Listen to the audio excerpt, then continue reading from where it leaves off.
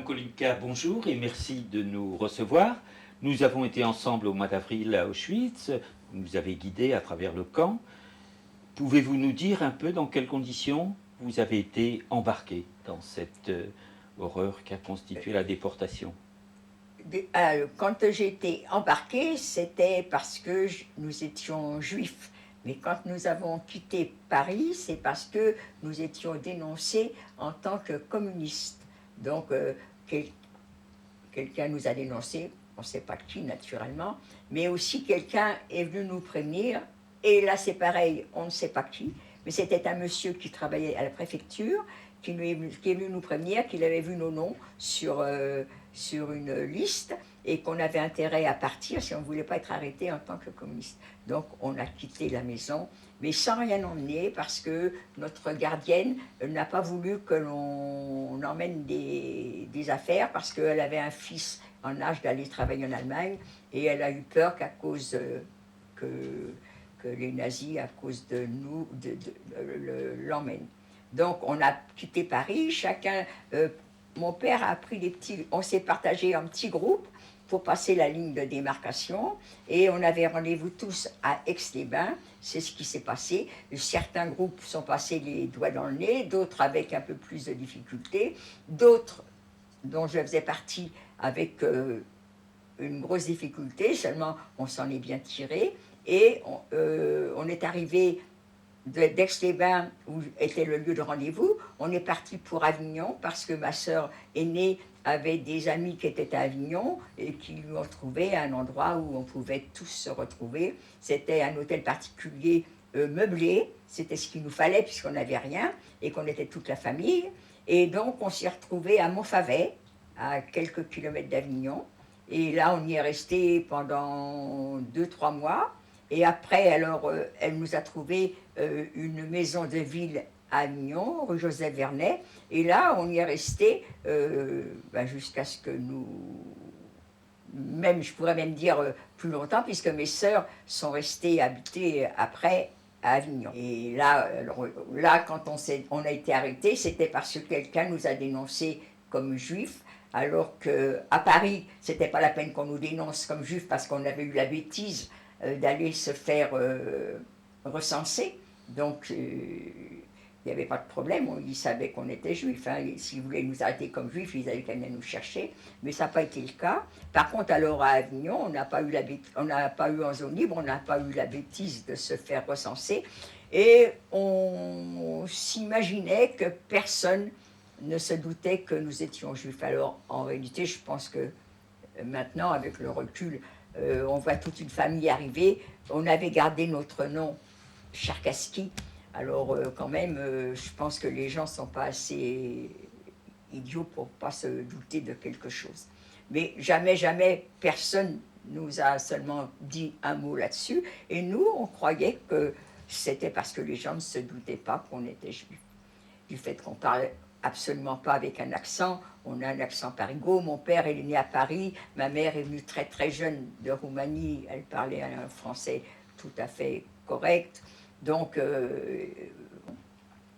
et moi, quand je suis rentrée à la maison pour déjeuner, parce que je faisais les marchés à l'époque sur les remparts d'Avignon, quand je suis venue déjeuner, je suis tombée nez à nez avec la Gestapo, qui était arrivée peut-être en même temps que moi, quelques secondes avant, même quelques minutes, je ne sais pas, j'avoue franchement que là non plus, je n'ai pas demandé à mon père depuis combien de temps il était là, mais je pense qu'il venait juste d'arriver, j'en sais rien, on était, mais enfin, en tous les cas, ma mère était à l'étage, ils ne sont pas montés, ou s'ils sont montés, je ne sais pas non plus, en tous les cas, ils ne l'ont pas prise. Toujours est-il qu'il n'y a que nous qui avons été pris. Il y avait mon père avait 61 ans, mon petit frère avait 12 ans et mon neveu avait 14 ans. Mon petit frère et mon neveu étaient prêts à partir à l'école. Et ils ne sont jamais retournés à l'école. Hein. Quand nous, on a passé la ligne de démarcation, on a été arrêtés. Est-ce que c'est notre passeur qui a dénoncé ses clients ou est-ce que c'est le passeur qui a été dénoncé? Mais on avait tous rendez-vous au buffet de la gare et ils nous ont tous embarqués à Angoulême, à la prison d'Angoulême. Et là, alors, ils nous ont interrogés Et ma sœur, qui avait été arrêtée en 1942 et qui était sortie de prison, elle avait été arrêtée dans l'Est, elle nous avait dit, si un jour on vous arrête, vous les femmes, il n'y a aucune preuve qui dit que vous êtes juive. Vous vous défendez, vous jurez sur vos grands dieux que vous n'êtes pas juive. Vous pouvez même donner l'adresse d'église où vous avez été baptisé parce qu'ils ne contrôlent pas. C'est ce qu'elle avait fait, elle. Eh bien, au bout de quelques jours, ils nous ont relâchés en disant « on vous croit ». Et on est revenu sur Paris, où là, on est passé par Chalon-sur-Saône. Et là, ça s'est bien passé. Donc, je fais la même chose et je dis, ben, on n'est pas juif, on est orthodoxe. Parce que Tcherkassky, c'est quand même un nom russe, donc la religion des Russes est souvent orthodoxe. J'ai dit, et mon père avait acheté un certificat comme quoi il était orthodoxe, d'ailleurs je l'ai. Et donc, mon neveu et mon petit frère étaient circoncis, mon père aussi, ben, ils avaient la preuve qu'on était juifs, c'était même pas la peine, mon père n'a même pas été chercher le certificat comme quoi il est orthodoxe, ils nous ont embarqués, puis voilà. Et alors on a été en prison à Avignon, après on a fait la prison des Baumettes, et après on est arrivé à Drancy le 1er avril ou le 2 avril 1944. À Drancy, c'était un petit village. Moi, j'ai jamais vu de bagarre, j'ai jamais vu de brutalité. Les Allemands, on n'en voyait pas, qu'ils soient nazis ou pas nazis, on ne les voyait pas. C'était les Juifs qui étaient dans le camp de Drancy qui faisaient la police. Et il y avait des choses à observer, naturellement, le couvre-feu. Mais ça, moi, pendant la période où j'ai été, c'est-à-dire jusqu'au 13 avril, il n'y a pas eu de problème. Je n'ai jamais vu de problème. Et quant à mon père, eh ben, il avait trouvé des amis. On avait retrouvé un cousin de ma mère qui était... Lui, il est resté à Drancy parce qu'il était marié avec une catholique. Donc, en tant que couple mi-juif, il restait à Drancy. Et par contre, je ne sais pas du tout ce qu'ils faisaient après. Hein. Est-ce que quand même on les a renvoyés après? Je ne sais pas.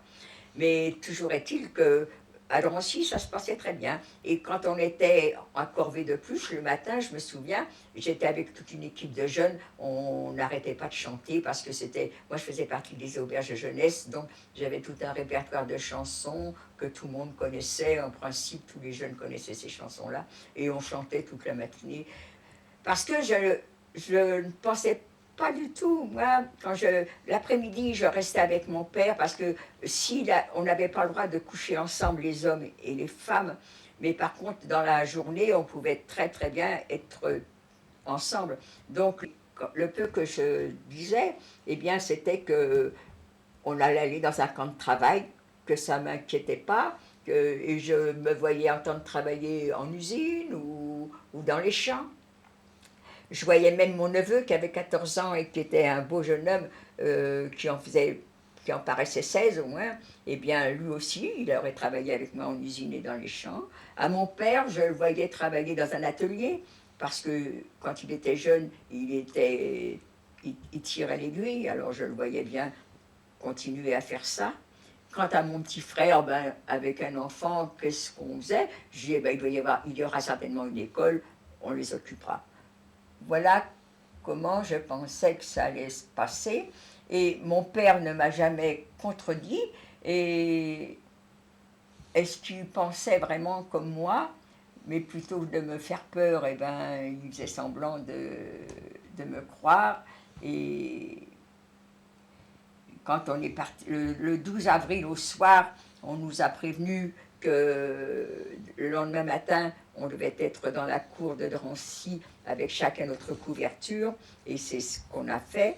Mais par contre, la veille, ils avaient fait monter les hommes chez le coiffeur, parce qu'à Drancy, il y avait quand même des coiffeurs, et les hommes sont revenus la tête rasée, et moi, je sais que bêtement, alors que pour mon père, mon frère et mon neveu, ça a dû être un choc terrible de ne plus avoir de cheveux, bêtement, j'ai ricané parce que c'était risible de les voir le crâne rasé. On n'était pas habitué à cette époque avec un béret basque On leur avait fourni un béret. C'était le béret, les oreilles qui arrêtaient le béret parce qu'ils étaient trop grands. Pas pour mon père au contraire, c'était trop petit.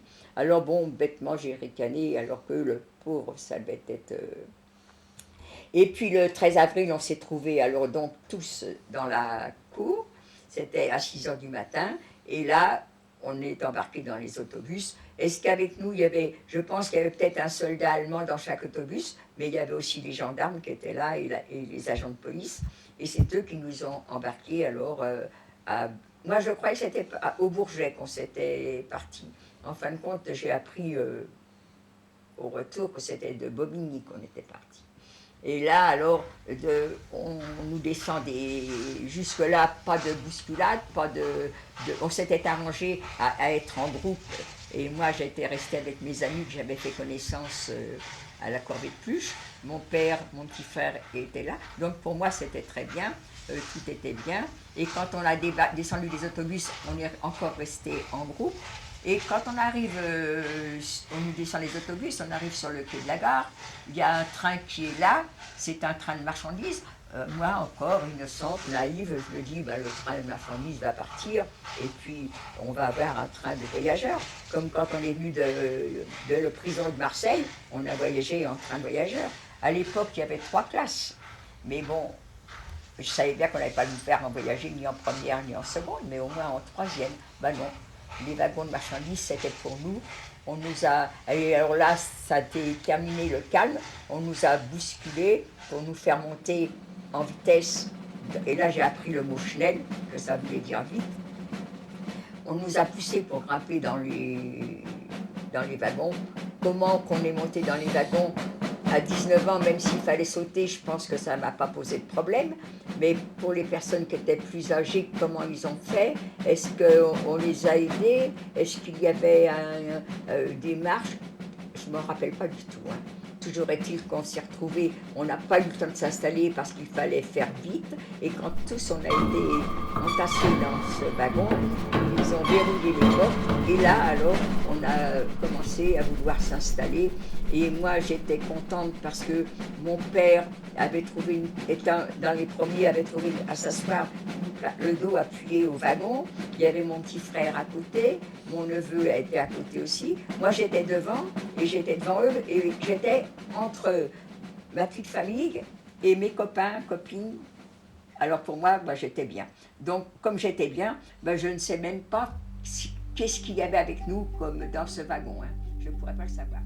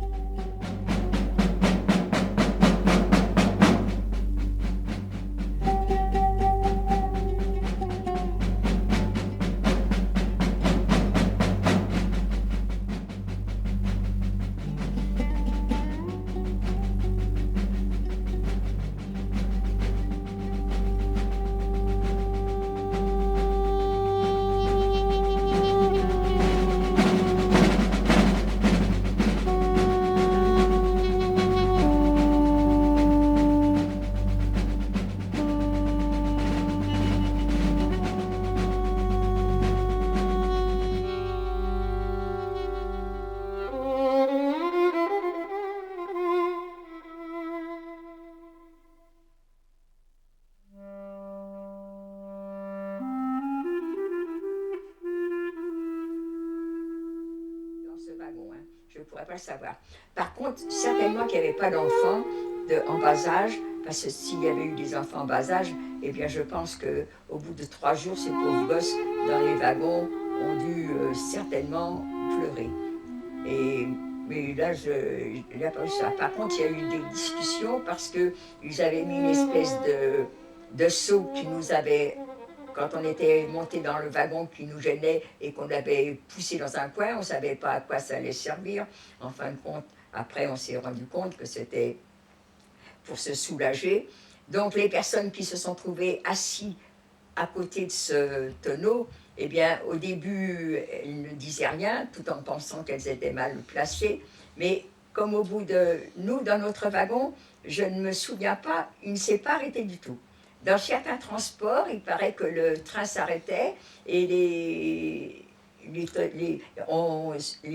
cunettes se vidaient. Nous, dans notre transport, on ne s'est pas arrêté. Ça, j'ai posé la question, parce que moi, j'aurais peut-être pu ne pas m'en rappeler, mais j'ai posé la question à des amis qui étaient avec moi. Le train ne s'est pas arrêté. Donc, la trinette a commencé à déborder, et là, alors, les gens se fâchaient quand on se levait pour aller se soulager.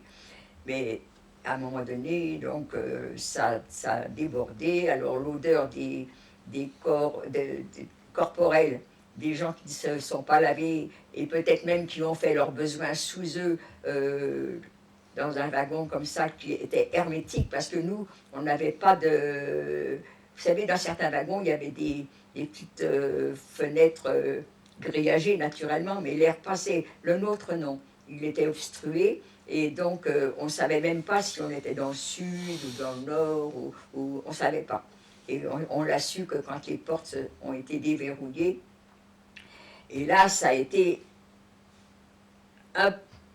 peut-être une minute ou deux de soulagement de voir enfin de l'air frais qui rentrait dans le wagon. Ça nous a semblé tellement bon. Seulement, ça a été de courte durée parce qu'en même temps, il y avait les hurlements des commandements des nazis qui étaient là, qui criaient leurs ordres, les chiens qui aboyaient. En même temps que tout ça, tout ce bruit, il y a quelques personnes habillées en pyjama rayé qui sautent dans le wagon et qui nous poussent pour descendre et qui nous marmonnent des choses. Moi, je ne comprends pas l'allemand, je ne comprends rien, donc, mais on nous traduit qu'il faut descendre et il faut laisser toutes les affaires dans le wagon. Nous, personnellement, on n'avait rien. Quand on est venu nous arrêter, on ne nous a pas dit prenez quelques affaires. On n'avait rien du tout. Donc, ce qu'on a pu comme affaire, c'était à Drancy qu'on nous avait donné pour nous changer. Sinon, on n'avait rien. Par contre, il y en a qui étaient venus avec des valises et des paquets. Eh bien, il fallait tout laisser. Donc, on suit les ordres, on nous pousse, on descend. Mais en même temps, on entend aussi que les gens qui sont fatigués, il y a pour eux des camions qui vont nous emmener dans le camp. Parce que quand nous sommes arrivés au mois d'avril, eh bien, c'était le 16 avril, le train s'arrêtait en dehors du camp. Ça m'a semblé long, mais en fin de compte, ça fait un petit kilomètre. Hein. Eh bien, moi, j'ai poussé mon père et mon petit frère à monter dans le camion. D'abord parce que j'estimais que mon père était vieux. Moi, 61 ans, pour moi, j'en avais 19. Ça me paraissait vieux. Maintenant, je dis que c'est jeune, mais à l'époque, non. Et mon petit frère s'était un peu trouvé mal parce que, peut-être qu'il avait peur, peut-être qu'il avait faim, je ne sais pas. Mais je ne lui ai pas beaucoup parlé à lui non plus, ni à mon neveu d'ailleurs. Je regrette toujours ça. Et puis, je les ai poussés à prendre les camions, puisque on nous proposait. Et nous, mon neveu et moi, au contraire, on est très contents et on va marcher. Alors, on descend. Il est dit que les hommes vont se mettre ensemble et les femmes et les enfants se mettent ensemble. Mon neveu aurait pu venir avec moi, il n'avait que 14 ans, c'était un enfant. Seulement lui, je considérais comme un homme. Alors il a été avec les hommes, il n'a pas voulu se considérer comme un enfant.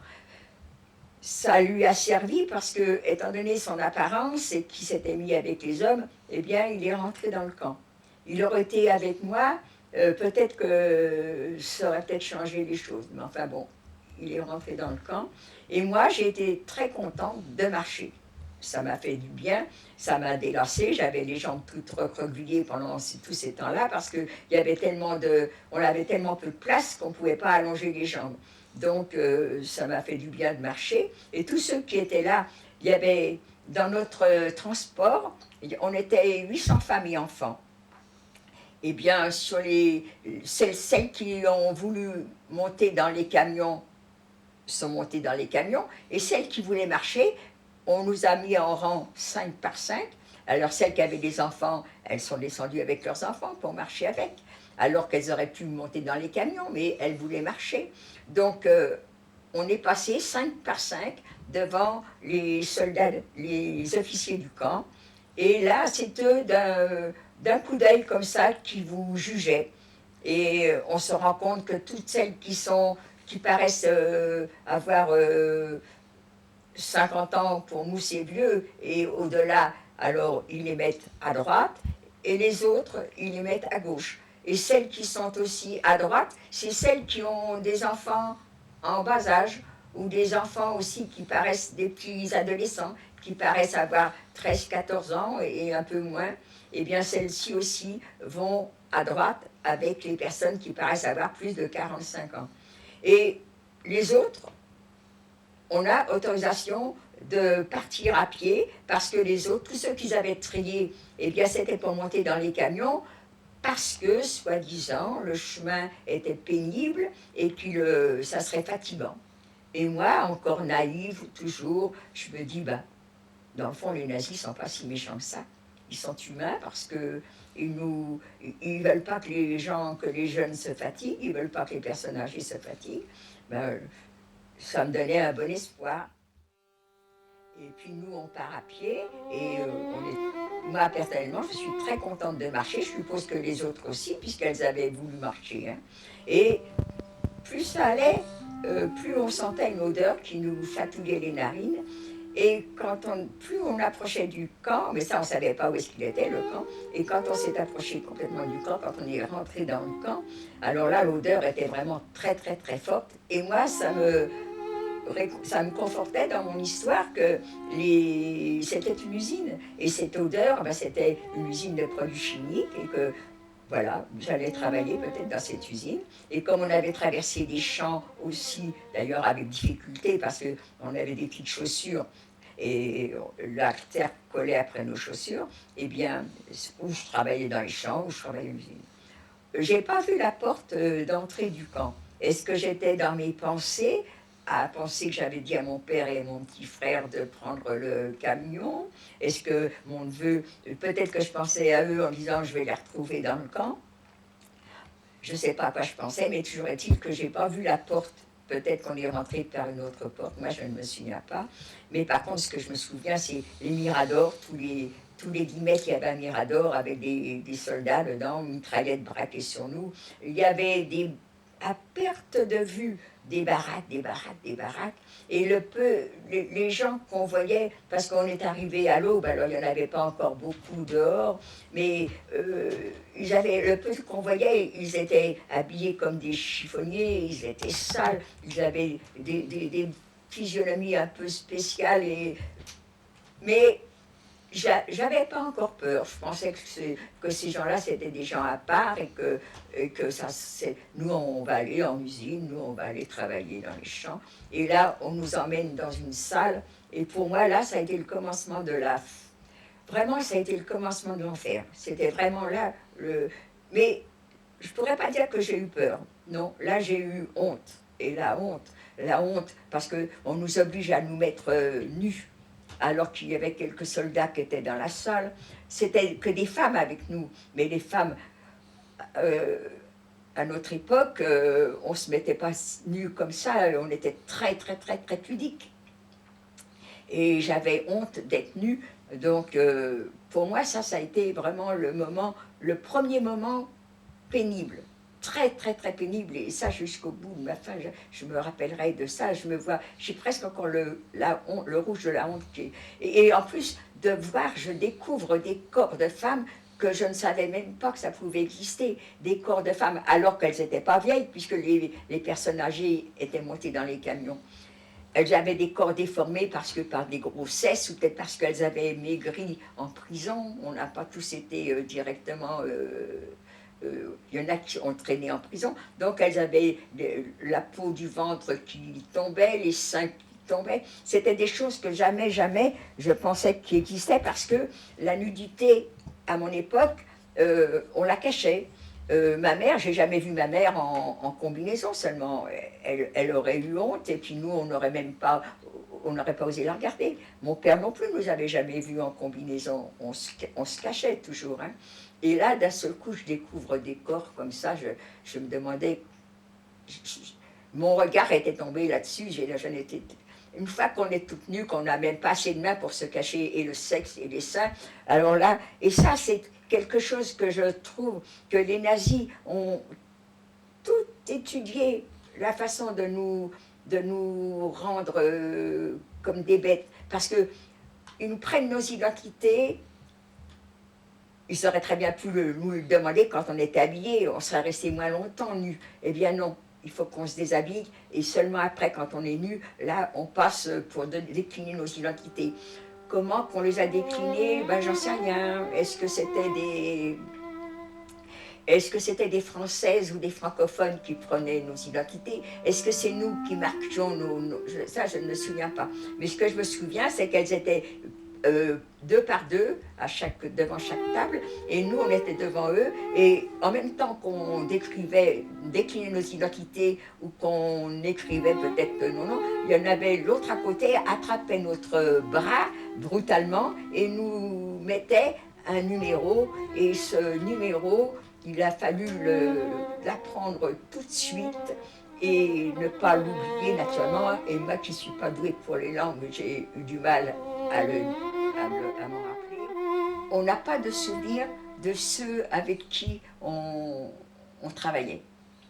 Simone Veil. Simone Veil, c'est un autre souvenir que j'ai d'elle, parce que quand on est arrivé dans le camp, quand on nous a tatoués, après on nous a rasés, après on nous a distribué des vêtements qui étaient quelque chose de comique. Parce que là encore, ça a été comique. Déjà, d'être rasé, c'était comique. Mais nous, dans notre transport, on n'a pas tous été rasés. On ne sait pas pourquoi d'ailleurs, mais c'est comme ça. Mais des vêtements, on n'a pas eu de vêtements rayés comme on va les déporter. Nous, les Juifs, on avait le droit qu'au haillons. Tout ce qui était resté dans les wagons était pris par un commando qui s'appelait le commando du Canada. Et ce commando était chargé de trier les affaires. Ce qui était bien, ça partait en Allemagne.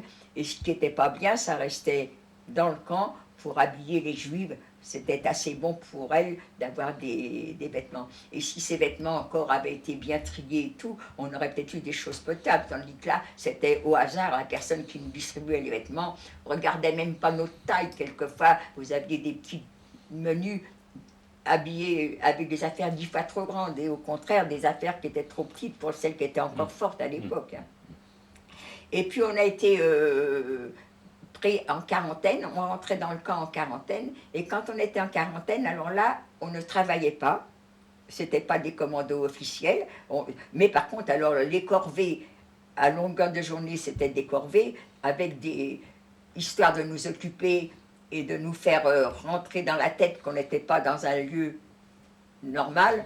On nous faisait faire des corvées, c'était de transporter des pierres d'un coin à un autre. Et si vous transportez vos pierres, que vous n'en mettiez pas assez dans votre... On appelait ça des tragues. C'était des espèces de plateaux que l'on tenait avec une devant, une derrière. Il fallait remplir ces tragues de pierres. Il fallait aller les porter dans un autre endroit et les jeter, puis revenir en courant et remplir, et puis une fois que ça avait été rempli dans ce temps-là, eh ben, il fallait le ramener de l'autre côté. Ça, c'était vraiment histoire de nous embêter et de nous faire travailler.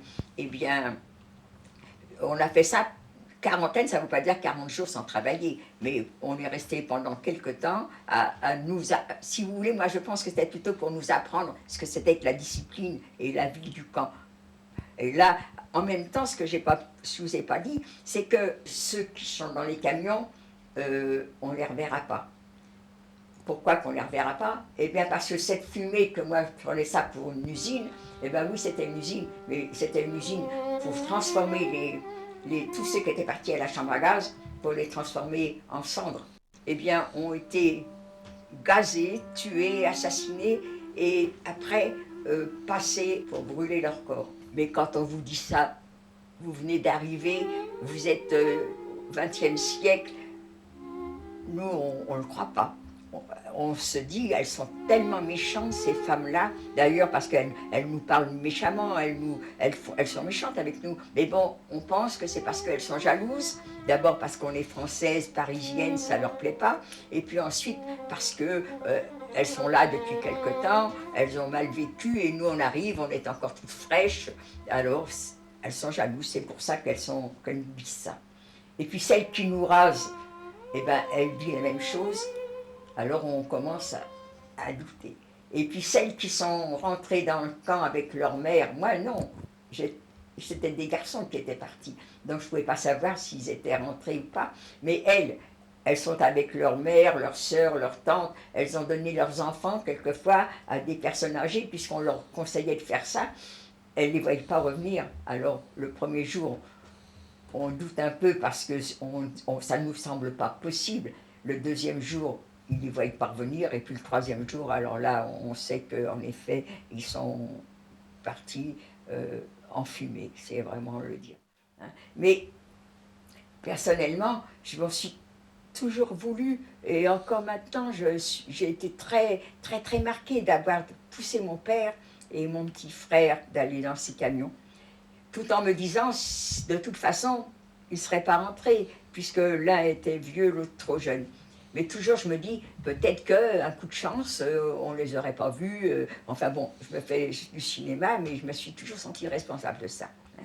Mais par contre, ce que je pensais, c'était qu'au moins eux n'avaient pas souffert de la mort. Ils n'ont pas eu le temps. Ils rentrent dans une chambre, on leur en met on les asphyxie, même pas... moi, je vois 3-4 minutes et puis ça y est, ils sont morts. Et je me suis représenté le tableau. Qu'est-ce qu'a fait mon père avec son fils? Est-ce qu'ils sont rentrés ensemble dans la chambre? Qu'est-ce qu'ils ont pu dire? Mais il n'y a pas que mon frère et mon père. Comment que les enfants ont, qu'est-ce que les enfants, comment on dit leur mère avec leurs enfants, les parents? Est-ce que les hommes sont rentrés à part, les femmes à part? On ne sait pas, on ne sait pas. Personne ne le sait.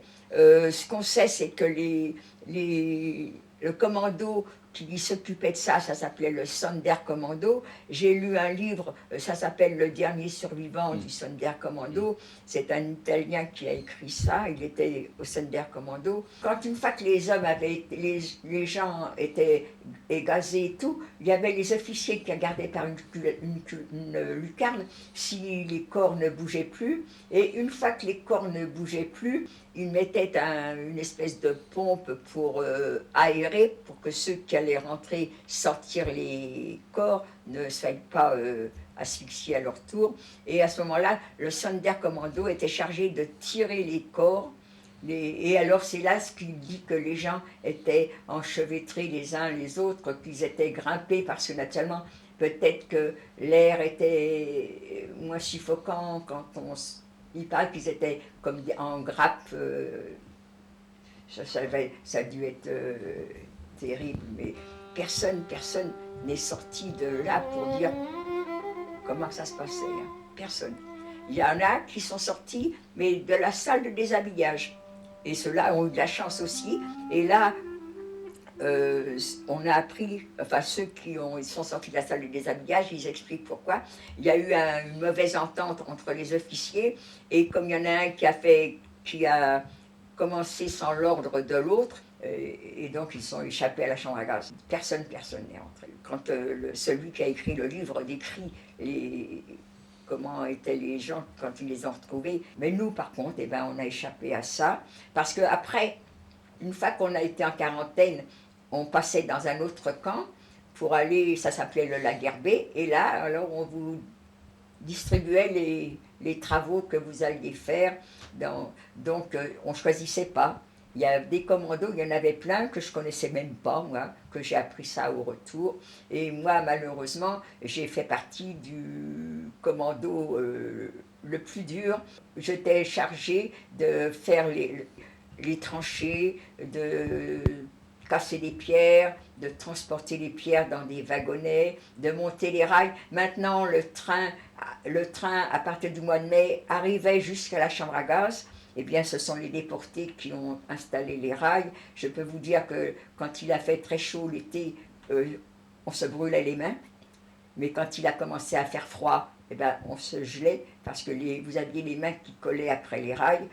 C'était notre métier. Nous, le commando du travailler dehors, comme ça, c'était le commando des bagnards, c'était le commando le plus terrible. Tous les commandos étaient terribles. Dans tous les commandos, les capots, c'était les commandants, c'était les chefs qui nous commandaient le travail.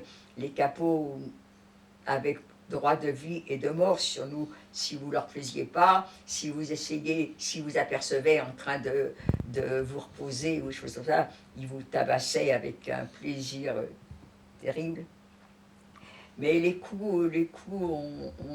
moi personnellement, des coups comme ça, à chaque fois qu'il donnait un ordre, c'était accompagné d'un coup. Alors, vous savez, les coups, au début, ça fait mal, et puis après, mais par contre, quand vous êtes battu parce que vous avez fait quelque chose qui ne leur plaisait pas, parce qu'on vous a pris en train de chaparder quelque chose, alors là, ça, c'est d'autres choses.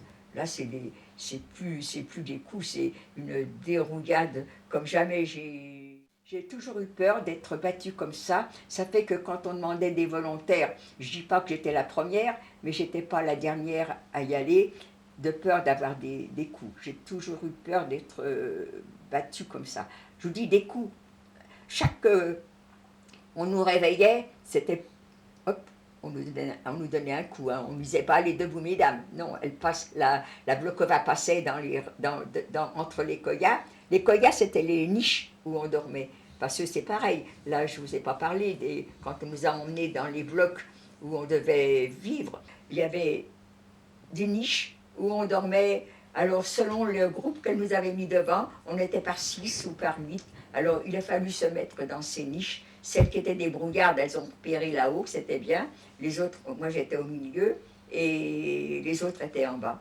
Et on était tête bêche. Et j'ai toujours cru que Simone Veil couchait, c'était Simone Veil qui couchait à mes pieds. J'ai toujours cru ça, j'ai toujours blagué avec cette histoire en disant, elle m'écœurait, ça m'écœurait d'avoir les pieds de quelqu'un devant mon nez alors que je la connaissais pas, qu'on était sale. Et en fin de compte, ma copine Marceline a écrit un livre, et dans ce livre, elle dit que Simone et sa famille étaient devant nous. Quand j'ai rencontré Simone Veil, je lui ai dit, bah tiens, je suis bien contente de te voir parce que Marceline, on était copines ensemble. Hein. Alors Marceline me dit, parle de toi comme si tu couchais ailleurs que dans notre koya, et moi je suis persuadée que c'était toi qui étais à mes pieds. Elle dit non, c'est Marceline qui a raison. Alors, vous voyez, les souvenirs, quelquefois, sont plus... Alors, du coup, je ne sais même pas avec qui je partageais ma couche et qui était à mes pieds. Par contre, à côté de moi, j'ai les 2 copines que je connais. Vous voyez, elles sont là sur la photo. Vous voyez, ça, c'est le groupe Marceline. Il y a mon amie, vous voyez, il y a Marceline, mon amie Hélène. Avec elle, on s'est connus en prison. Vous voyez, les 2 qui sont à gauche. Hein. Puis, il y a Simone Veil et puis moi qui est à côté. Simone avait décoré de la Légion d'honneur mon amie Hélène, parce que Hélène avait été prise comme son frère était résistant, et elle passait des courriers aussi, donc elle avait été prise comme résistante et comme juive résistante. Et Marceline, toutes les 3, on était en prison à Avignon et au Baumettes. Simone, on l'a retrouvée après à Birkenau. Eh bien, elle n'était pas avec moi. Par contre, où j'ai connu Simone, c'est parce qu'on était en quarantaine. On travaillait dans ce commando, ce fameux commando où il faut casser des pierres, trier des pierres, porter des pierres. Eh bien, elle était avec moi en quarantaine. Et un jour, il pleuvait tellement, parce qu'en principe, on travaillait sous la pluie. Hein, rien n'arrêtait, il fallait qu'on travaille sous la pluie, sous la neige, il fallait travailler.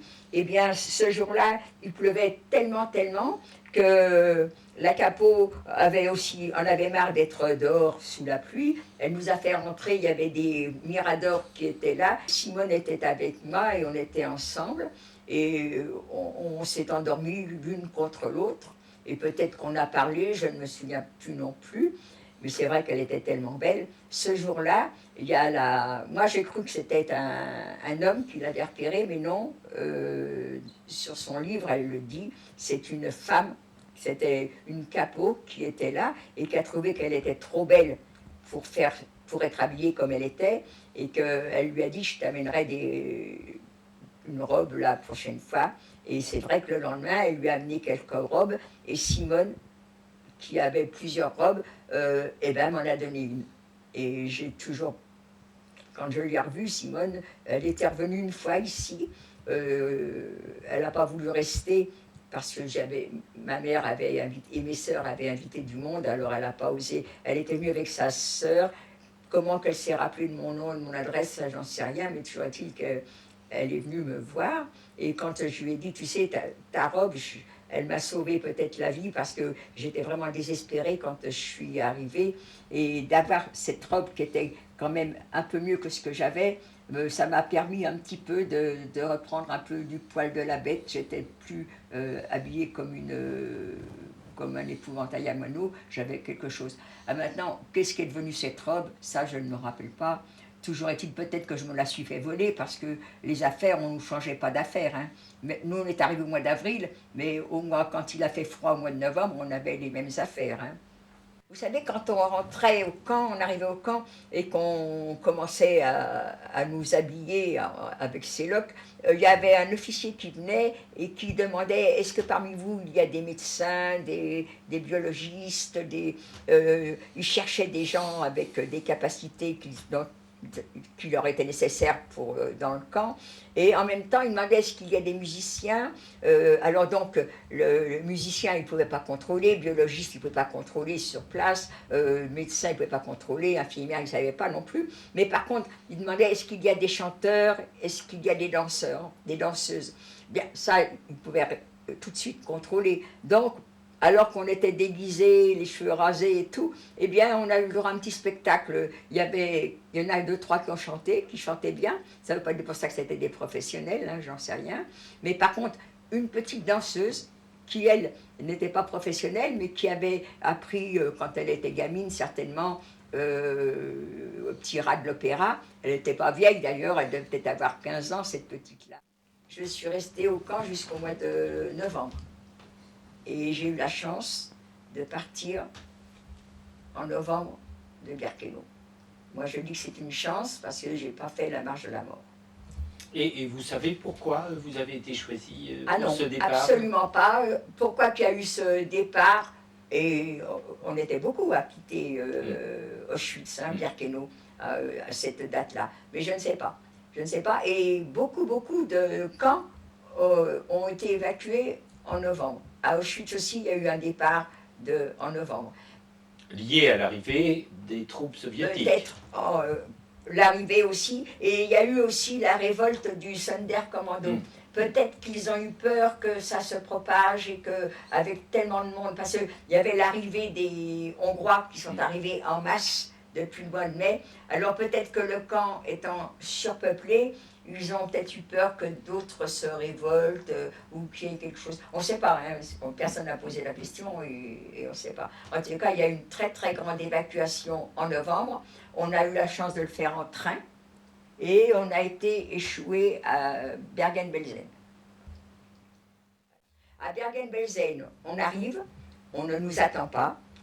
C'est un camp immense, mais à l'époque, quand on est arrivé, on ne savait pas.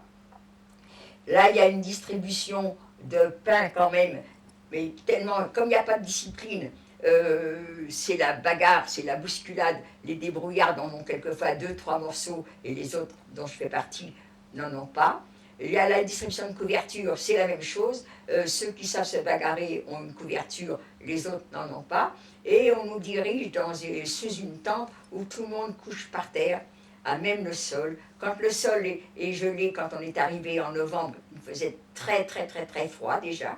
On est couché à même le sol, mais il est gelé. Alors bon, on ne se rend pas compte que ça va fondre. Et quand ça fond, on est couché dans la boue. Bergen-Belsen, les premiers jours, ça a été affreux pour moi parce que je ne savais pas me débrouiller et les gens dans cette fameuse tente où on dormait, on était des milliers là-dedans, sous cette tente-là, c'était immense, il n'y avait pas de lumière, la nuit les gens vous montaient sur la tête, sur le ventre, sur les jambes. Pour moi ça a été vraiment affreux.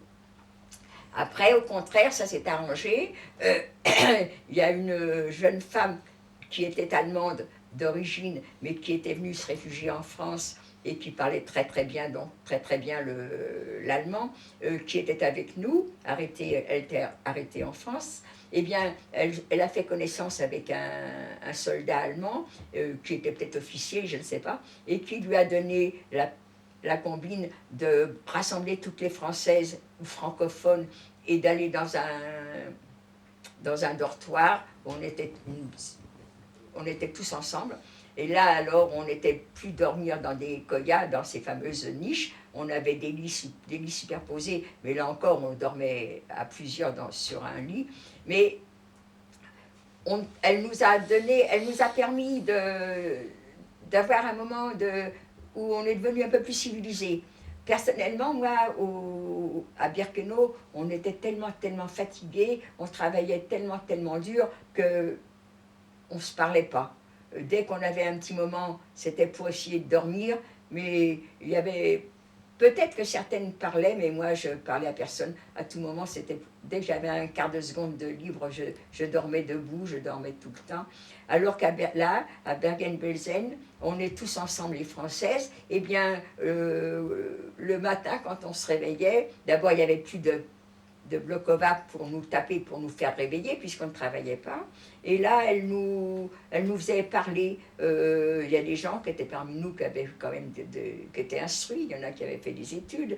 Eh bien, elle leur demandait de raconter ce qu'elles avaient appris, si elles se rappelaient de poèmes, si elles se rappelaient d'une pièce de théâtre. Donc, il y a eu des échanges de faits, et c'était quand même déjà plus agréable. Ensuite, on ne travaillait pas à Bergen-Belsen. Alors on était toujours couchés dans nos lits superposés et on papotait. Seulement du fait qu'on ne travaillait pas, on n'était pas nourris non plus. Alors là, on a commencé à crever de faim aussi. Maintenant, à Bergen-Belsen, j'étais propre. Je me lavais tous les jours, moi. C'était dehors, il faisait très froid, mais je ne regardais pas parce que, alors qu'à Birkenau, je ne me rappelle pas m'être lavé. On nous montre, vous avez peut-être vu, on l'a visité, ce bloc avec des robinets. Oui. Moi, je ne me rappelle pas du tout. Alors que je me rappelle des endroits où vous avez vu ce que j'appelle les toilettes, comment on se soulageait tous ensemble. Ça, je me rappelle très bien. Mais je me rappelle quand de temps en temps, on allait à la désinfection. Mais me laver tous les jours, je ne crois pas que je le faisais. Hein. Eh bien, à Bergen, oui, ça, je le faisais. Il y avait une espèce de poudre de chlore. Je me rappelle que je me lavais avec ça. Et naturellement, c'était de l'eau froide. Hein, mais naturellement, on ne s'essuyait pas. Je ne me suis jamais essuyée avec une serviette pendant tout le temps de ma déportation. Hein. Et bien là, je me lavais et je me rhabillais toute mouillée. Et j'étais propre à Bergen. Hein. À Birkenau, je ne crois pas. Et puis on est resté comme ça pendant quelques mois, c'est-à-dire de novembre jusqu'à... on a quitté février, le Bergen-Belsen. Je dis février, je me rappelle même d'une date qui a été terrible pour moi, c'était le 4 février. Comment j'ai su que c'était mon anniversaire? Peut-être que, vous savez, quand il y avait des transports, on connaissait les dates un petit peu, sinon après on les oubliait. Mais là, j'avais calculé, et c'est vrai, quelqu'un me l'a confirmé, le 4 février, il y a eu un appel. Tous les blocs de Bergen-Belsen étaient rassemblés sur une grande place. Et du matin au soir, on est resté dans la neige et sous la neige. Il faisait un temps affreux, un froid de canard, les pieds mouillés et mouillés aussi dessus parce qu'on n'avait pas de manteau. Hein. Eh bien, pourquoi ils ont fait ça? J'en sais rien. Quelles étaient leurs intentions? J'en sais rien. Mais le soir, est-ce que c'était une punition? On n'a jamais su, mais toujours est-il que le soir, on a rompu les rangs et on a pu rentrer dans les blocs. Et un petit peu après, alors, cette fameuse française-allemande qui était là, a su que des contremaîtres allaient venir pour chercher du personnel. Ils avaient besoin de main-d'œuvre, donc ils venaient dans le camp en chercher. Donc, elle nous a passé la consigne et on s'est retrouvés, tous ceux qui voulaient aller travailler, quitter le camp de Bergen, se sont retrouvés devant une baraque où on s'est trouvés devant des messieurs qui nous interrogeaient, je ne sais pas ce qu'ils nous demandaient. Toujours est-il que tout ce qu'ils nous demandaient, on répondait affirmativement. Ce qu'ils m'ont demandé si je savais faire ci, je suis faire ça. Est-ce qu'il a fallu montrer nos dents ou nos mains? Je ne me souviens pas. Mais en tout cas, on est parti pour travailler en usine. Et ça a été quelque chose de très très bien pour tous. Parce que quand on est arrivé, on a voyagé encore quelques jours dans ce train. Et là, on est descendu dans un endroit, c'était Ragoun. C'est un petit patelin à côté de Leipzig. Il y avait une usine d'aviation, de pièces pour l'aviation. Et on était considérés comme des travailleurs, quand même des déportés juifs. Alors ça, il ne faut pas l'oublier. Mais avec un grade de plus parce qu'on était des travailleurs pour une usine. C'était des particuliers qui voulaient notre travail. Donc c'était un petit peu autre chose. Et on nous a emmenés dans des baraques, que c'était un luxe. Chacun son lit. Alors il n'y avait pas de drap, mais quand même chacun son lit, chacun sa couverture. C'était des petites chambrées, on était peut-être une dizaine, peut-être plus, je ne sais plus. Et il y avait une table, il y avait des chaises. Ça faisait un petit peu, c'était plus intime. Hein. Et dehors, il y avait, à l'époque, c'était des poêles. C'est en Allemagne, c'est comme ça. Les poêles sont dehors et la chaleur se passait dans la pièce. Alors on avait du feu. Donc vous vous rendez compte avec du... Mais c'était le paradis hein, qui nous tombait dessus. Il y avait une salle où on pouvait se laver. C'était de l'eau toute la journée, on pouvait se laver si on voulait. Est-ce que l'eau était froide? Peut-être oui, mais ça n'avait pas d'importance. On a tellement eu de moments durs que même si c'était de l'eau froide, on était contente. Et la nourriture, on nous distribue un pain par personne. Ah, quel luxe! Il y en a qui ont mangé leur pain tout de suite. Celles qui ont mangé leur pain tout de suite, et ben, le lendemain, elles attendaient le pain encore, et puis le pain, ben, il n'y en a pas eu. Et en fin de compte, le pain, c'était un pain pour 3-4 jours. Alors, après, quand on est parti au travail, celles qui avaient mangé tout leur pain, eh bien, elles sont tombées comme des mouches hein, au travail. Elles se trouvaient mal. Et donc, on nous a appris que le pain qu'on nous distribuait, c'était pour le partager pour 4 jours. Donc celles qui se trouvaient mal, elles n'allaient pas au travail. Et les autres, on était au travail.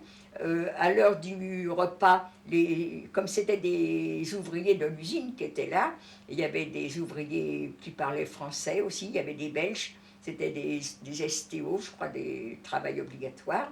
Eh bien, avec eux, on a pu avoir des nouvelles, c'est-à-dire que les Alliés approchaient.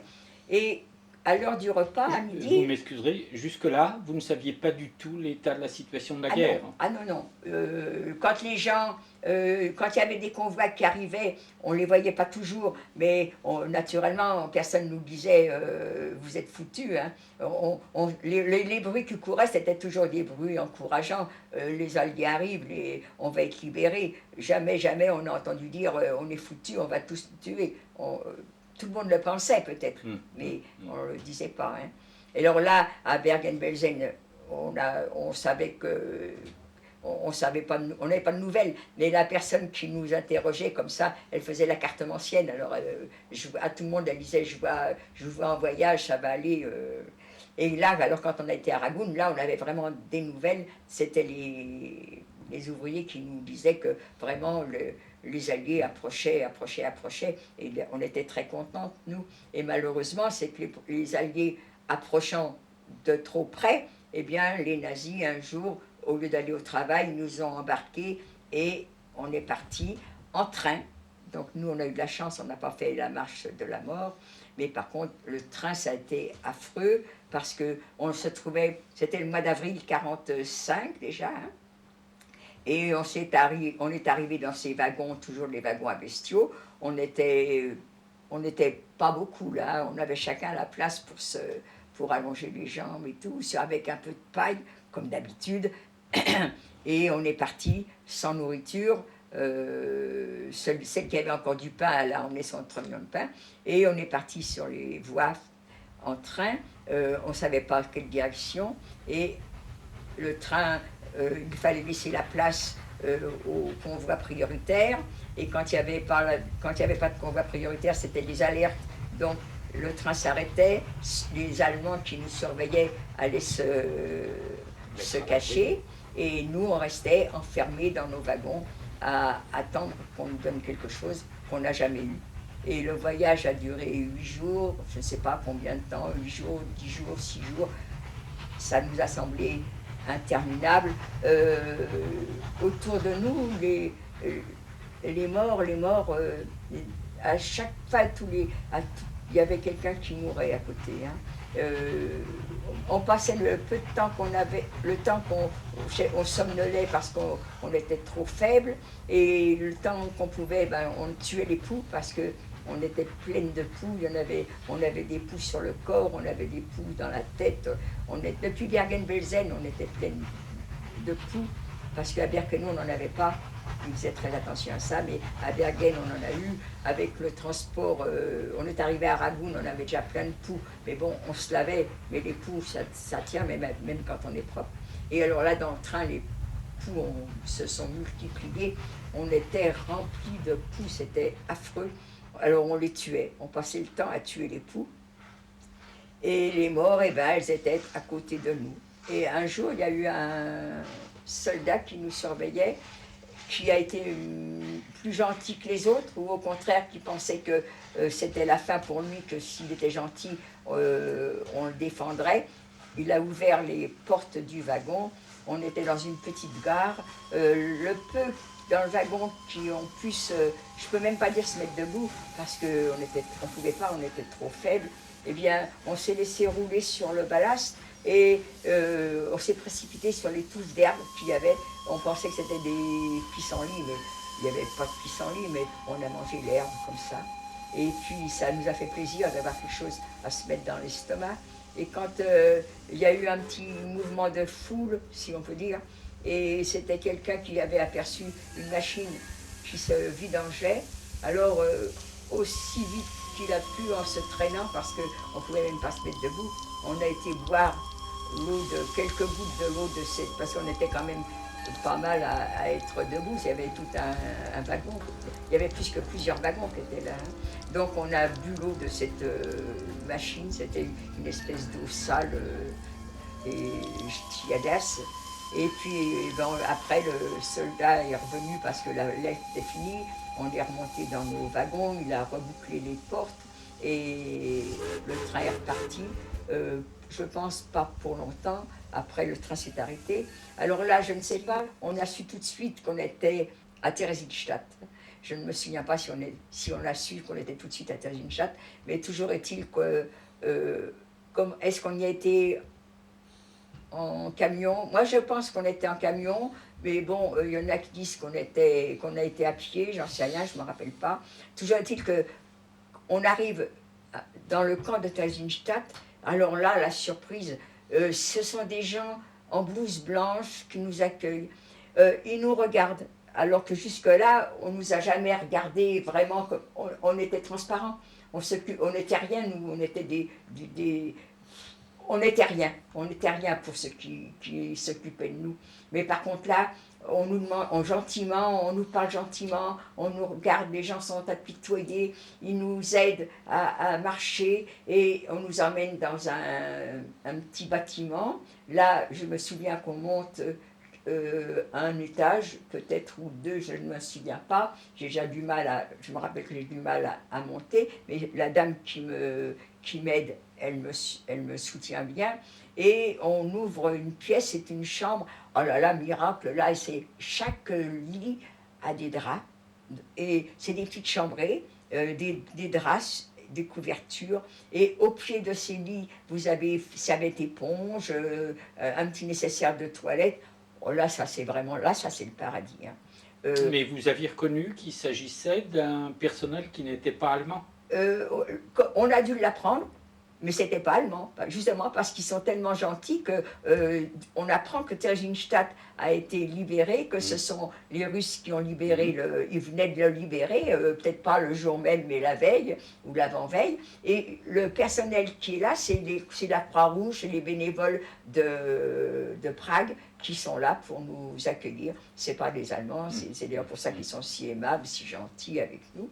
Et là, on nous débarrasse de nos vêtements qui étaient pleins de poux. Je suppose qu'ils les ont ramassés avec des pincettes et qu'ils les ont brûlés. Et on nous a donné peut-être, je ne sais pas, je ne me rappelle pas du tout là. Hein.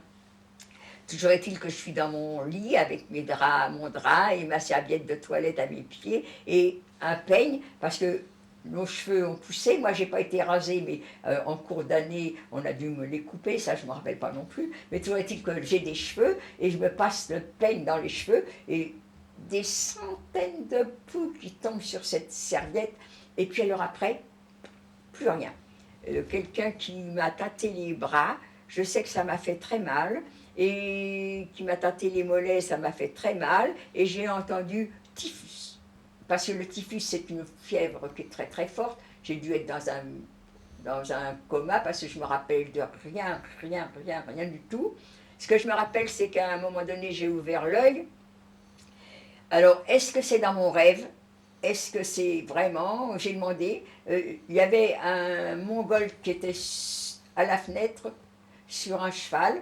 Et quand j'ai parlé après, quand j'ai rencontré des déportés, que je leur ai demandé s'il y avait des Mongols à Theresienstadt, elles m'ont dit oui, il y en avait. Alors peut-être que c'était vrai, ou peut-être que c'est dans mon rêve que j'ai vu ça. Toujours est-il, je vois un Mongol, le crâne rasé avec des grosses moustaches. Hein. Je vois aussi des Allemands. J'apprends que c'est des Allemands qui travaillent sous la surveillance de déportés et qui doivent se venger, j'espère. Et puis, moi, je suis à moitié encore dans les vapes. On nous distribue des paquets. La Croix-Rouge nous distribue un colis. Et je râle parce que la Russe, ou je ne sais pas qui, moi je pense que c'est une Russe, a ouvert le paquet et m'a pris les cigarettes. Je ne fume pas, mais je trouvais qu'elle n'avait pas de raison de me voler mes cigarettes. Mais bon, ça n'a pas servi à grand-chose et je ne sais même pas ce qu'il y avait dans ce paquet. Il y avait une Française avec moi, et comment qu'on apprend que c'est le dernier camion qui part pour pour retrouver un avion qui va nous rapatrier en France, je ne sais pas. Je ne sais pas, mais toujours est-il, c'est quelqu'un qui a dû nous le dire. Comment qu'on a eu des affaires pour s'habiller, j'en sais rien non plus, parce que les Russes, du fait qu'on était encore un peu... Le typhus n'était pas complètement... on était sorti un peu du coma, mais peut-être qu'on n'était pas complètement guéri. Toujours est-il que les Russes ne voulaient pas nous laisser partir, alors on s'est sauvés. Et on a retrouvé ce camion, où on est monté dans le camion. Et alors là, si je ne me rappelle pas de la... Quand on nous tapait, je ne me rappelle pas si ça me faisait mal ou pas mal, ça je ne me rappelle pas. Mais par contre, ce que je me rappelle et ce que j'ai encore le souvenir, c'est ce voyage dans ce camion en Tchécoslovaquie, de Theresienstadt à l'aéroport de Tillsen pour prendre relève. J'ai souffert le martyre dans ce voyage. On était assis à même le sol du camion, donc les routes qui étaient en mauvais état, tous les coups, je les ressentais. Comme j'avais été malade pendant au moins 3 semaines, il paraît ça, je ne me savais pas non plus, mais je l'ai appris après, eh bien, comment qu'ils nous ont nourris, j'en sais rien, peut-être qu'on n'était pas nourris, ou peut-être qu'on nous faisait des piqûres, je ne sais pas non plus. Toujours est-il que j'avais la peau, et sur les os, c'est tout, hein, je n'avais pas un brin de graisse, et ça, donc j'avais très très mal. Pour aller jusqu'à l'aéroport de Tillsen, on s'est arrêté en route dans un château, et les gens qui étaient dans ce château, très gentiment, nous ont su. On a dormi chacun sur un lit de camp, et là, elle nous a donné, je me souviens, il y avait une armoire qu'elle a ouverte, c'était dans un château, ils ont ouvert les portes de ces armoires, il y avait des draps, ils nous ont coupé des bouts des carrés de tissu pour se mettre sur la tête parce qu'on n'avait plus de cheveux. Je dis on parce que c'est toujours j'étais avec ma copine. Et on a pris l'avion alors à Tillsen, c'était un avion sanitaire. J'avais fait le baptême de l'air en avion sanitaire. Et quand j'ai débarqué, on s'est arrêté à Lyon. À Lyon, on était en ambulance, on nous a transportés dans un lieu d'accueil, je ne sais pas ce que c'était, mais ils avaient installé des lits de camp au rez-de-chaussée. Et là, on est resté, je ne sais pas combien de jours, peut-être 2 jours, 3 jours, 15 jours, je ne me rappelle pas. Celle qui était bien portante, les gens qui venaient nous voir, eh bien, leur amenaient de l'argent, de la nourriture, et comme on était libérés, eh bien, elles allaient se promener en ville. Et on leur avait amené des habits, donc elles s'étaient habillées normalement, et elles allaient en ville, et on avait toujours dit que si on était libérés, on achèterait un grand pain fantaisie, on le couperait en 2, et on mettrait dedans du saucisson, des œufs, des sardines, du thon, enfin, tout allait dans ce pain. Il y en a qui l'ont fait. elles ont été malades, les pauvres. Hein. Moi, j'étais très malade. Il avait été décidé que je rentrerais à l'hôpital et j'étais prête à aller à l'hôpital. Je pensais que toute ma famille avait été arrêtée, moi, puisque nous, on avait été dénoncés comme juifs. Je suis à Lyon. Moi, je suis trop fatiguée pour aller me promener. Je suis assise sur un parapet. Il y a quelqu'un qui s'approche de moi. Les gens venaient nous voir avec des photos et malheureusement, on ne reconnaît personne. Hein. Alors, je m'apprêtais à lui dire comme à tout le monde, vous savez, on ne connaît pas tout le monde. Eh bien non, elle s'approche de moi et elle me dit, t'es pas une fille Charkaski, toi? Ben, je suis tout étonnée qu'elle me reconnaisse. Je lui dis, merci. Elle me dit, ben alors t'inquiète pas, ta famille a retrouvé votre appartement à Paris et ils t'attendent. J'ai jamais su qui était cette dame. J'ai toujours cru que c'était quelqu'un, mais est-ce que c'est vrai, est-ce que c'est pas vrai, j'en sais rien. J'ai jamais été demandée et j'ai jamais demandé à mes sœurs à qui elles avaient parlé. En tout cas, je suis du coup, l'hôpital, ils m'attendent encore. Il y avait des trains qui nous amenaient sur Paris. J'ai pris le train à Lyon. À l'époque, il fallait toute une nuit pour aller jusque Paris. Le train s'arrêtait dans toutes les gares. Dans toutes les gares, il y avait la Croix-Rouge qui nous donnait du pain, des brioches. Et moi, je ramassais tout ça. J'étais incapable d'avaler. Je mettais une bouchée et puis ça passait pas. Mais j'aurais pas acheté pour ça rien au monde. Hein. Alors, mon petit bout de chiffon qu'on m'avait donné pour mettre sur la tête, eh bien, ça m'a servi comme sac à provisions. Et tout ce qu'on me donnait, je le mettais là-dedans. Et quand on est arrivé à la gare de Lyon le matin, il y avait des autobus qui nous emmenaient à l'hôtel Lutetia. Alors, c'est quelle date, là? C'était vers le 6 juin. 6 juin. Quand l'hôtel Lutetia, on est rentré à l'hôtel Lutetia, là, ça a été une corvée terrible parce qu'il a fallu répondre à... il y avait plein de petits bureaux. Chaque bureau vous interrogeait.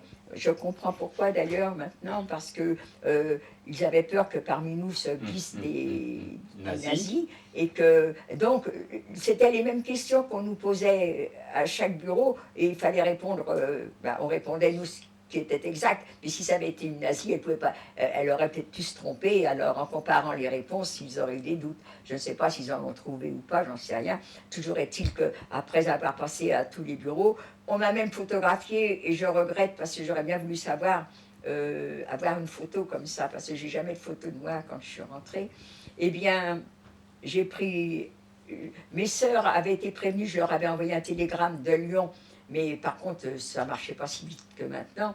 Donc, je ne les ai pas vues à Lutetia. Donc, les voyant pas, j'ai pris un autobus qui m'a déposé au coin de la rue Jean-Pierre Timbaud. Et j'ai descendu la rue Jean-Pierre Timbaud avec mon petit baluchon, mon crâne rasé. Au pied, je ne sais pas, peut-être que j'étais nu-pied parce que j'avais tellement les jambes enflées. Je faisais un édème et donc j'avais les jambes très, très, très, très enflées.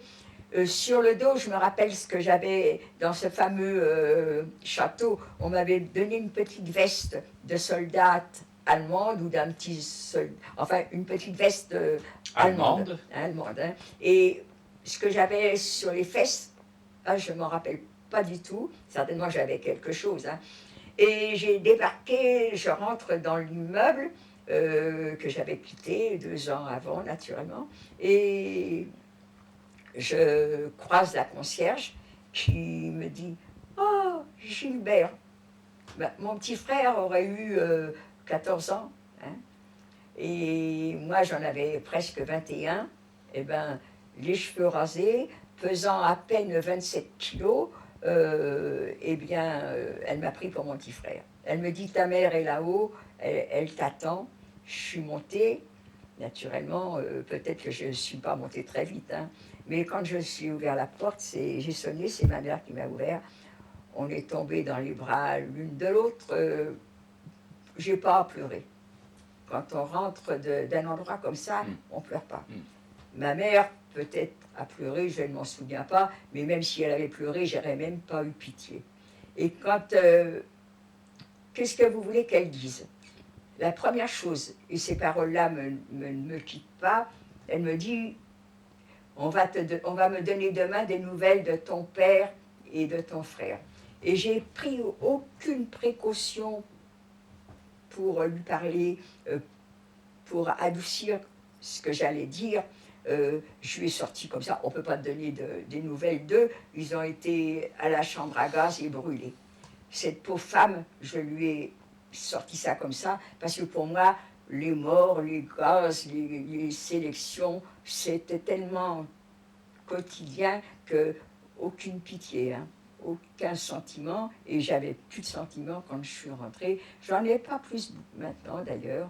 Eh bien, jamais elle m'a fait le reproche, elle m'en a jamais parlé. Et moi, pendant des années, même une fois qu'elle était morte, pour moi, c'était une chose tout à fait naturelle que de lui sortir ça comme ça.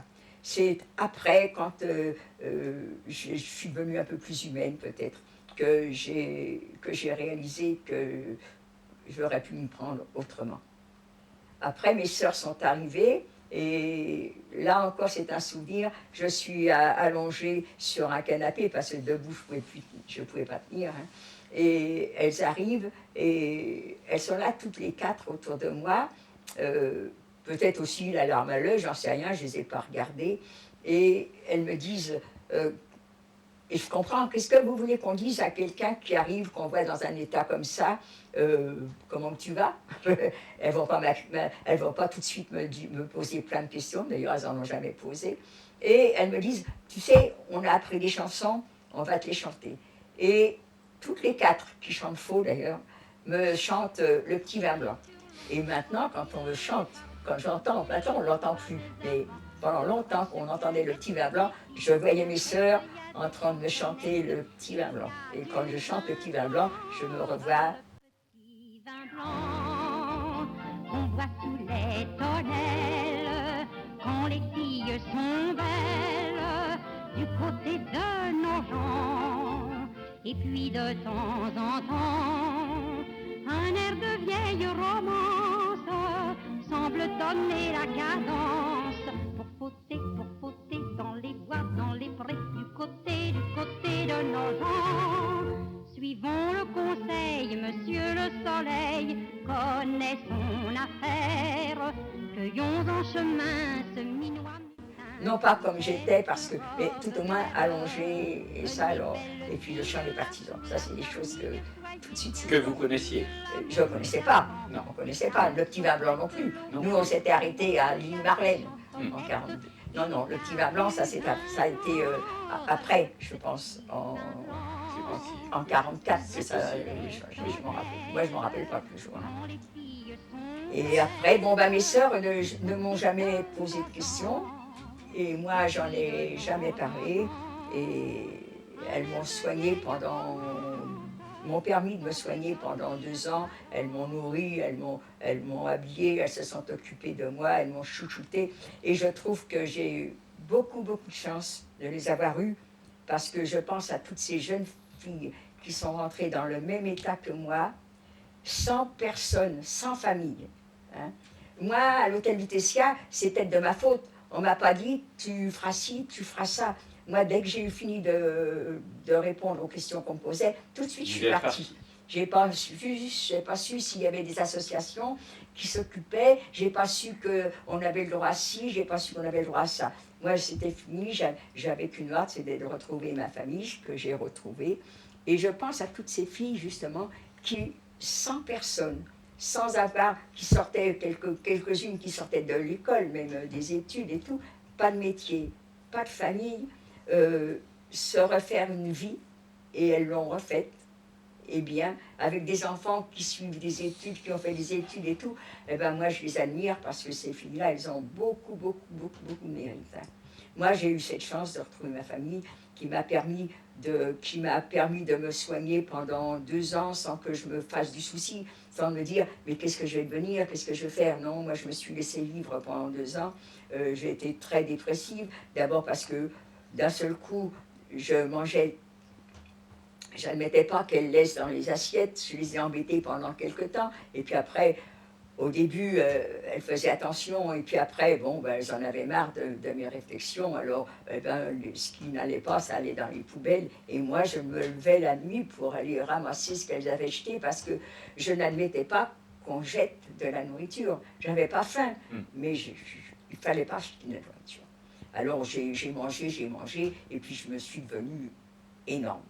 Alors là, j'étais dépressive, elle voulait me sortir, mes sœurs m'emmenaient avec elles, c'était encore pire. Alors après, j'ai plus bougé de la maison, et quand je suis revenue chez le médecin, mes autres sœurs, elles étaient restées habitées à Avignon, et faisaient les marchés à Avignon et la région de Provence, autour d'Avignon, Orange, Carpentras, Cavaillon. Elles faisaient tout ça.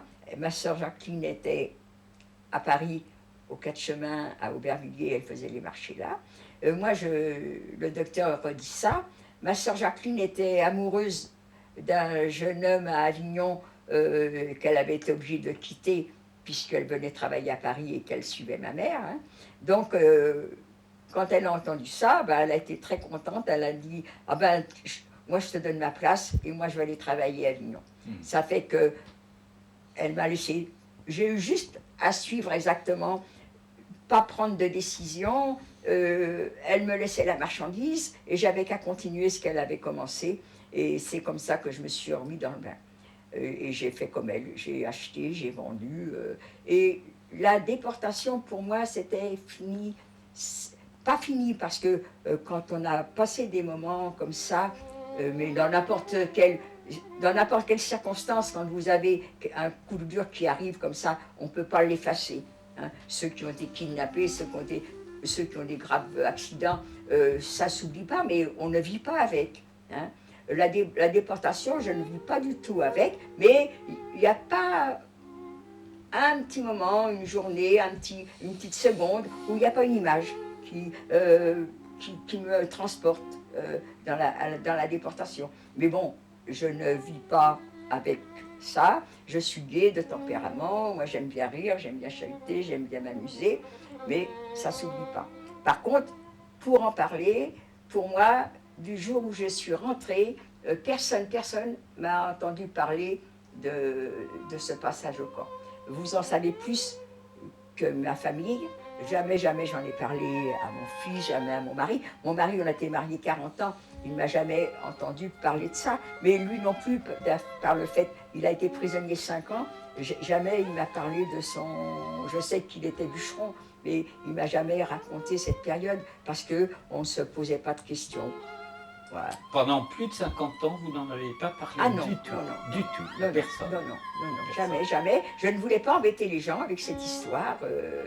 Et ça m'est marqué tellement que moi, je disais... Vous aviez le sentiment je veux que pas casser vous les aviez... pieds. Je veux pas casser les pieds aux gens avec mon histoire. Et ça continue comme ça encore maintenant. Bon, les gens savent que j'étais déportée.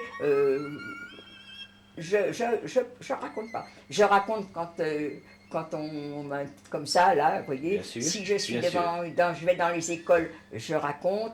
Si je suis dans des missions simulées, je raconte. Mais sinon, j'en parle pas.